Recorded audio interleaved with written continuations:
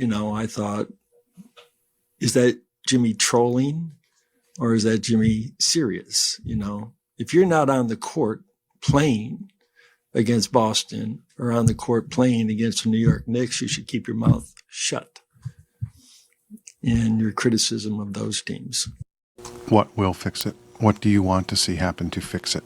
What do I want to see happen? I want to see me get my joy back from playing basketball. And wherever that may be, we'll find out here pretty soon. But I want to joy back. I'm happy here, off the court. But I want to be back to somewhat dominant. I want to hoop. And I want to help this team win. Right now, I'm not doing that. Can you get your joy back here on the court? Probably not. And that has all led us up to this point. Those two clips right there have led up to the point of Jimmy Butler wanting out from the Miami Heat. You heard the reporter ask Jimmy Butler, do you think that you can find happiness here on the court with this team? He doesn't believe so. Jimmy Butler wants to go somewhere where he can win right now. And he doesn't feel like he can win with this Miami Heat team. Right now, the Miami Heat, they're 17-15 on the season. They're 6 in the Eastern Conference. And they're 6-4 in their last 10 games. They just lost against the Indiana Pacers. And this is not a good situation for the Heat. Over the last few years, the Miami Heat, they've just been a couple pieces away from winning a championship. Jimmy Butler, regardless of what happens this season or in the offseason, he's going to go down as one of the best Miami Heat players of all time. And before I get into the rest of the roster, I want to talk about Jimmy Butler and the possible trade situations that could go down during the season and in the postseason. Well, in the offseason.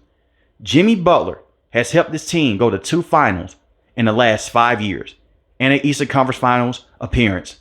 He's been phenomenal. He's not better than LeBron James, Dwayne Wade, or Chris Bosh because they all won championships with his organization, and the same with Shaquille O'Neal. But Jimmy Butler has carried this team on his back. I'll never forget the run against LeBron James, Anthony Davis in the bubble, where Goran Dragic was out. He was dealing with a foot injury. You had Bam Adebayo, he hurt his neck, and yet Jimmy Butler's still going out there giving it his all on a nightly basis in the bubble during the pandemic.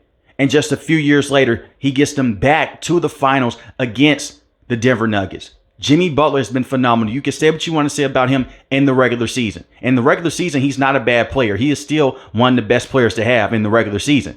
But certain nights he will have an off night. He coasts around. In the postseason, he's not playing around.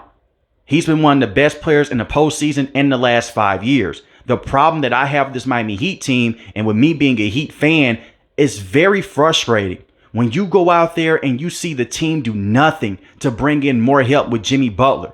Pat Riley has brought this on himself, and everyone knows, if you're a Heat fan or not, Pat Riley doesn't like to be bullied. Right now, he feels like he's being bullied by Jimmy Butler.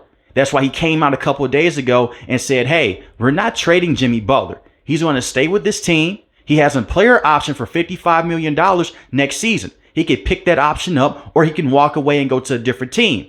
And he will pick up that option, and more than likely, they're going to do a sign and trade with a team like the Dallas Mavericks or the Phoenix Suns.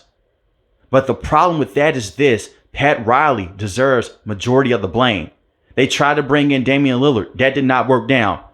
Damian Lillard goes over to the Milwaukee Bucks of Portland Trailblazers. They trade him to the Bucks, a team in this conference, a team that Jimmy Butler has given a lot of problems in the past. You look at the Boston Celtics, they have Jason Tatum, Jaylen Brown, Derek White, Kristaps Porzingis. Brad Stevens is going over there screening that roster on a yearly basis. The New York Knicks, they bring in Karl Anthony Towns. They have Miles Bridges, Jalen Brunson, Josh Hart. They have a very good team. And you look at the Heat, they bring in Terry Rozier. Besides that, they have not done much with this roster. Yes, they brought in Kyle Lowry a couple of years ago. He was not the same player that he once was with the Toronto Raptors. He was a shell of himself. That's why they moved off of Kyle Lowry. Kyle Lowry, to be honest with you guys, in the postseason, dealt with injuries and was just a bad player on the court majority of the time. But you bring in Terry Rozier last season. He missed the postseason dealing with a neck injury. And Terry Rozier is a bit of an awkward fit. He's not a bad basketball player, but he really doesn't fit the Heat culture in terms of going out there and just playing basketball like how the Miami Heat love to play basketball. Not a bad player, but just an awkward fit. And you look at everything else that has happened with this Heat team over the last few years. They have been able to bring in that one star to go out there and help out Jimmy Butler. Tyler Herro has dealt with injuries in the past. Pat Riley came out and he called him soft because he was dealing with injuries. He hurt his groin, he missed some playoff games, and he broke his hand. But you look at Tyler Herro this season, he's been phenomenal. 24 points a game, 6 rebounds, 5 assists a game. He's shooting 47% from the field, 40% from 3, which is insane, and 85% from the charity stripe. So he is doing everything possible to go out there and be a top scorer with this organization. And that's a major plus.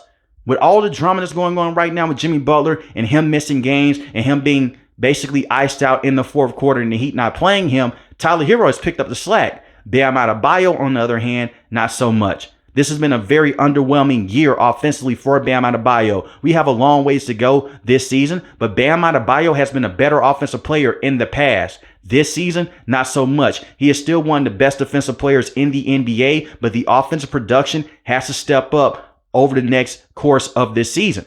And when I look at Bam Adebayo, he is so frustrating because this is a guy that can go out there and guard positions 1 through 4.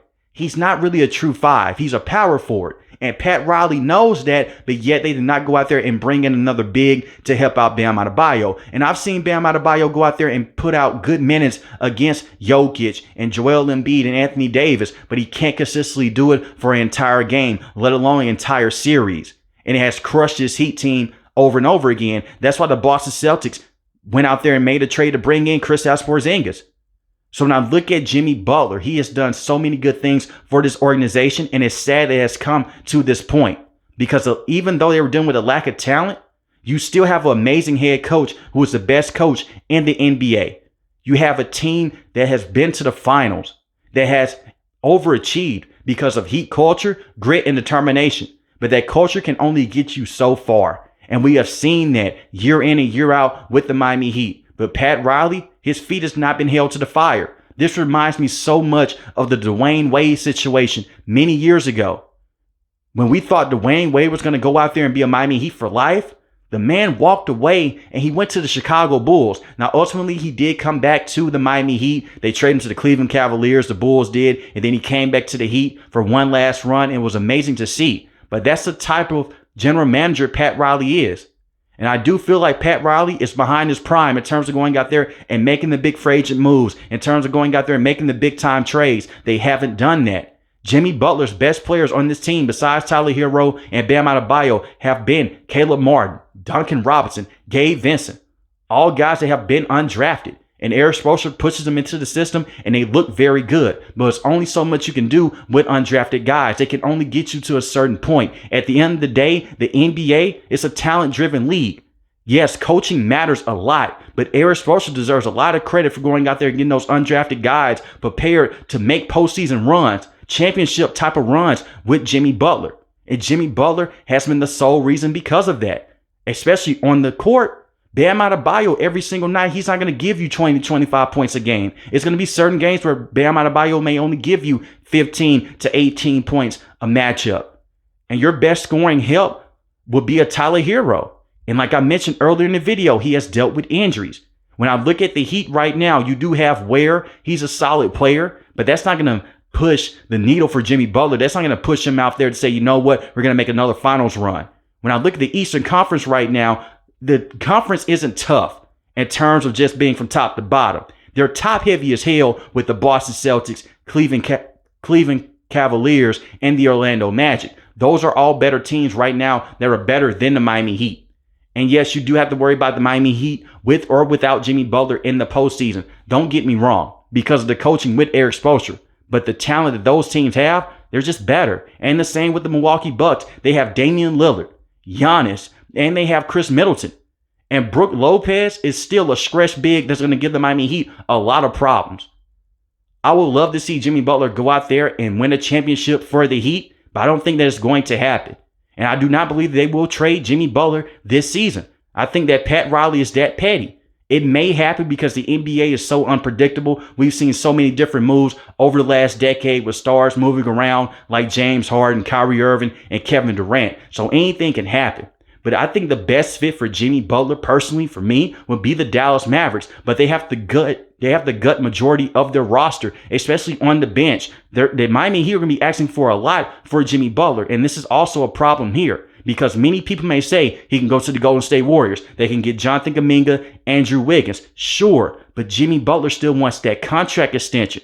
3 years, $180 million. He has that player option next year. So if you exercise that player option and you sign him over to a team like the Golden State Warriors, that CBA is kicking everyone around right now. That's why the Minnesota Timberwolves traded Karl-Anthony Towns to the New York Knicks. No one wants to go out there and deal with that CBA and that second apron because that's going to put you into a bad situation financially, and you're going to have to make moves that you don't want to make, and it's going to hurt the depth pieces with your team on the bench. So the Warriors, it's a nice idea, but I don't think that the Miami Heat want to go out there and bring in a guy like Jonathan Kuminga and Andrew Wiggins and just a couple of picks. They're looking for more, especially for a player that's going to help a team like the Golden State Warriors get over the top. And the Phoenix Suns, I mentioned this earlier in the video, they could bring in Bradley Beal. He has a no trade clause, and Bradley Beal has been very solid this season in terms of being efficient from the field, but that's not going to move the needle for the Miami Heat. The Miami Heat want a solid player in return with some picks on top. You guys know how Pat Riley likes to deal with this organization and how he likes to make deals in general. And another reason why I don't believe that they're going to go out there and trade Jimmy Butler, look at how they treated Dwayne Wade. Look how they treated LeBron James and Shaquille O'Neal. Pat Riley has his way, and he's only gotten older since those players have walked in and out of the door with the Heat. He's not going to change. Jimmy Butler does deserve a contract extension. He is 35 years old. I understand that standpoint with Pat Riley. He doesn't want to go out there and pay a veteran, but this man is still in the prime of his career. He is still an awesome NBA player, but the ship has sailed. It sounds like his relationship with the Heat is over with, and it's very sad to see. And I will say this, Jimmy Butler's agent, he has to go out there and he really needs to apologize to Shams. Shams is an NBA insider. You guys can see the tweet up here. He was basically calling out Shams saying, hey, Jimmy did not request a trade. Where are you getting your information from? I'm done with this. You're basically wrong. Shams came out the next day and he said, you know what? I'm going to double down on this deal. Jimmy Butler wants to leave. And Jimmy Butler came out in the press conference. You guys heard it earlier in this video. He's done with the Miami Heat. But let me know in the comment section below how you guys feel about the Miami Heat and what should they do moving forward with Jimmy Butler. I think they'll keep him. I think they'll make another playoff run. They may lose in this first or second round. We will see. If you're new to the channel, hit the subscribe button. If you like the video, hit the like button. Most importantly, we want each and every last one of you guys stay safe, stay positive. Thanks for the video, guys. God bless. Peace.